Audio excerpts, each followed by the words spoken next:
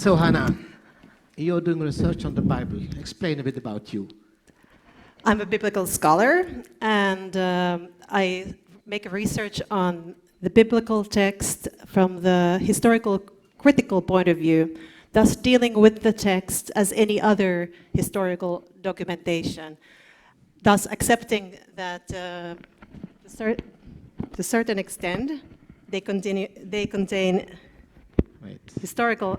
Don't judge it, okay? It's okay. I'll help you. I hope that the techniques... It's okay? I think so. Okay. It's okay? Yeah. Thank you. Thus accepting that they may reflect to a certain extent historical realities, but we have to be very careful with them and read them with the critical eye. And my special area of research has been on the female figures, thus asking what's the role of the women in these texts that were composed. Why are you so interested in the position of women in the past? It's over. Because I think that these texts continue holding significance for communities, especially for religious communities, and it's very important how we understand them and how we interpret them. And you see that still, when you think about religious text, we all know from the past year, etc., like what kind of power they give for people, how they continue influencing people's opinions, motivating them. Let's take an example. Who of you knows Miriam?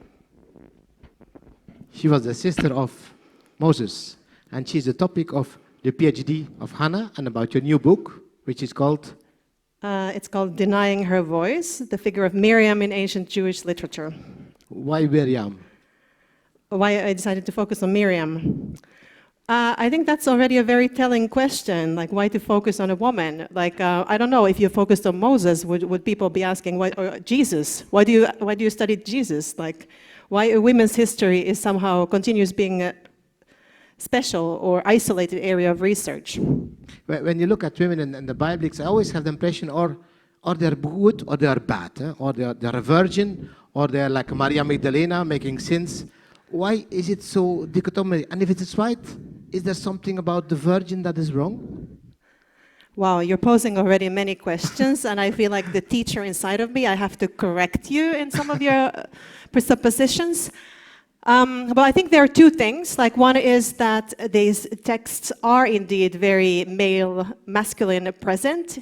Our God is the Father, the Lord. So we do have to look at the women somewhere in the margins, and perhaps for many interpreters, who, by the way, have been men, the most obvious female representations would have been the women who are either the motherly caretaking types, or then those women who would somehow appear in the public as these women with somehow deputed reputation. But now that you mention saints, that's a later, that's a Christian idea. So we do not find it in the Hebrew Bible. You don't have it in antiquity, there are no saints.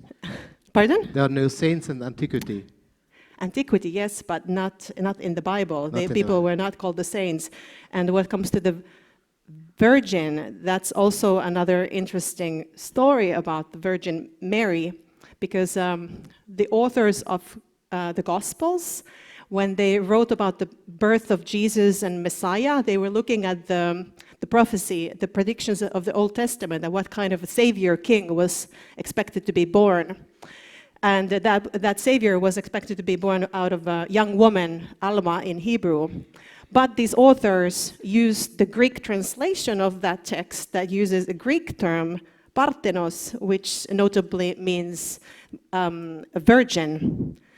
Thus, there is this, I like to say, lost in translation past, or like translation, as we all know, has influenced understanding of the texts. So we are all victims of a misunderstanding of interpreters. I wouldn't say necessarily misunderstanding, but let's say that there are various nuances.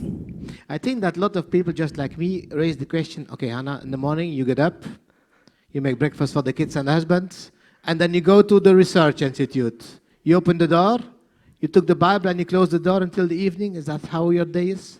Pretty much. Pretty much. No. Looks exciting. I am. Yeah, that's the short version of it. But as I may have already somehow indicated, the picture of women that we have in these texts is quite a thin one, and it's full of gaps. It's very difficult to reconstruct the past in the basis of these texts alone. So I work a little bit like an, I would like to say, investigator or detective, that when my text contains gaps, I will have to use any other source that will help me to build the bridge. So I would look into like, what are the other sources? I would look into the text of neighboring culture, like ancient Near East more broadly, or Mediterranean. Sometimes cultures that have artifacts of images, like a pottery from Greece. Or I would look into the early commentators of the text, looking at how did they understand what they read, or how did they interpret that. If you look now, all this research, does it explain you a bit the position of the women today, for instance, the position in the church? Well, if I think about like how I view the text, I think they do not explain, and that's the problem. Because I think that there are two fundamental problems from the gender aspect. Like one is that, like you very well said earlier, that what are the most evident female representations? So if we are fine with that image, then okay. But I think for contemporary women, it's very difficult to be fine with that. So we would have to look into the margins. We would have to make different questions for our texts. And the other thing, why women's position is what it is because of because this material has been fundamentally interpreted by men for centuries. Probably for whom it was not as problematic or troublesome to see the representations of women, or the certain type of critical questions were not posed. One of your conclusions, which I like quite a lot, is that gender diversity promotes excellence. What do you mean by that, and how do you derive at that conclusion? Well, I would like to think that women's questions, or women's history, or gender questions, however you want to phrase it, it's not actually an island of its own. And what I've also hope to have argued here is that in my own field, the fact that women have entered into it and have posed different types of questions have had an impact on the research itself, and not only understanding of women, but on the past in general. A couple of years ago, but I have an example that I learned a couple of years ago, and I think this is just great.